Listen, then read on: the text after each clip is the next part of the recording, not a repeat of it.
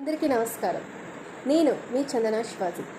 RDT rural development trust గ్రామీణాభివృద్ధి కొరకు పేద బడుగు బలహీన వర్గాల ప్రజలకు అండగా నిలిచేందుకు స్థాపించబడినటువంటి ఆర్డిటి సంస్థ 1969వ సంవత్సరంలో అప్పట్లో ఆ రోజుల్లో మన అనంతపురం జిల్లా కరువు కాటకాలతో పేద ప్రజలందరూ కూడా ఆకలితో అలమటించినటువంటి రోజులవి.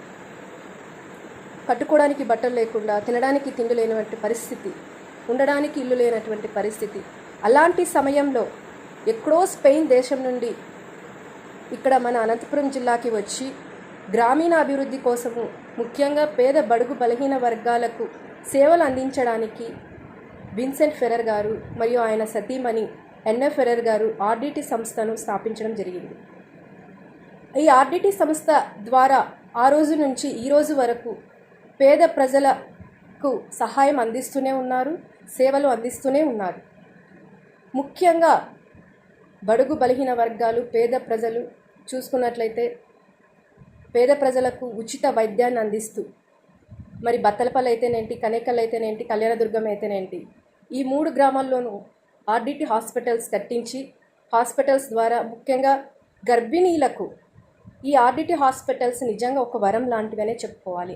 ఎందుకంటే గర్భిణీలకు సిజరీన్ ఆపరేషన్ అయితేనేంటి, అప్పుడే పుట్టినటువంటి పిల్లలకు ఐసీయూలో పెట్టి వైద్యంని అందించడం అయితేనేంటి, ఇవన్నీ కూడా ఉచితంగా అందిస్తున్నారంటే అది నిజంగా గొప్ప విషయమనే చెప్పుకోవాలి.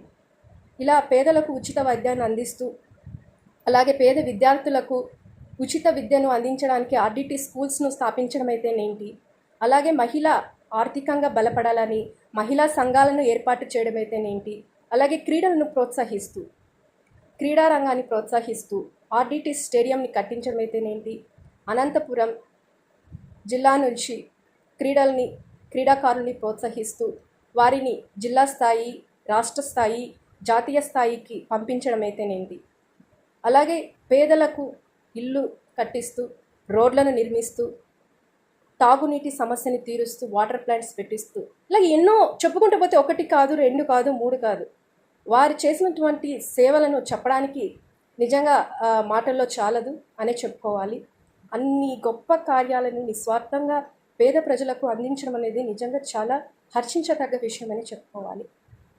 ఇలాంటి సంస్థ నిజంగా అనంతపురం జిల్లా ఆర్డిటి సంస్థకు రుణం తీర్చుకోలేనిదనే చెప్పాలి. ఇలాంటి సంస్థ యొక్క ఎఫ్సిఆర్ఐ రెన్యూవల్ చేయకుండా కేంద్ర ప్రభుత్వాలు, రాష్ట్ర ప్రభుత్వం, కూటమి ప్రభుత్వం నిమ్మకు నీరెత్తినట్టుగా వ్యవహరించడం, పట్టించుకోకపోవడం నిజంగా చాలా బాధాకరమైనటువంటి విషయం అని చెప్పుకోవాలి. ఇలాంటి పరిస్థితుల్లో మన మాజీ ఎంపీ, కళ్యాణదుర్గం నియోజకవర్గం వైఎస్ఆర్సీపీ సమన్వయకర్త తలారి రంగయ్య గారు మొన్న దాదాపు 6,000 బైకులతో భారీగా బైక్ ర్యాలీ చేస్తూ ఆర్డీఓ గారికి వినతి పత్రం అందజేయడం జరిగింది. ఈ కార్యక్రమంలో జిల్లా, రాష్ట్ర నాయకులు, పార్టీ తరఫున అందరూ కూడా పాల్గొని విజయవంతం చేయడం జరిగింది. అయితే ఇందులో భాగంగానే ఇంకొక కార్యక్రమానికి శ్రీకారం చుట్టబోతున్నారు తలారి రంగయ్య గారు. వచ్చే జూన్ 4వ తేదీన గొంచితాండా నుంచి పాదయాత్ర మొదలుపెట్టనున్నారు. ఆర్డిటికి సంస్థకు రక్షణగా నిలుస్తూ గొంచితాండా నుంచి మొదలుపెట్టి కళ్యాణదుర్గం నియోజకవర్గం వ్యాప్తంగా దాదాపు 16 రోజులు పాదయాత్ర చేయబోతున్నారు.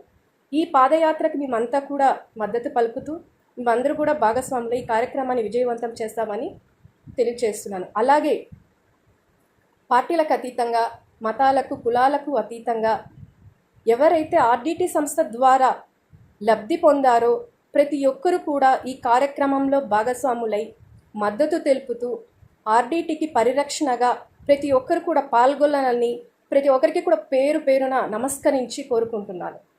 మీ చందన శివాజీ.